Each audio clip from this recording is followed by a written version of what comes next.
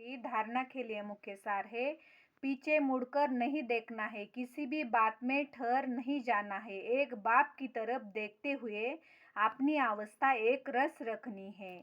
दूसरा पॉइंट है, बुद्धि में याद रखना है कि अभी हम किनारे पर खड़े हैं, घर जाना है, गफलत छोड़ देनी है, अपनी अवस्था जमाने की गुप्त मेहनत करनी है।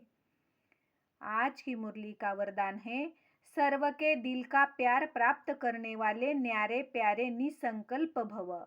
सर्व के दिल का प्यार प्राप्त करने वाले न्यारे प्यारे निसंकल्प भव।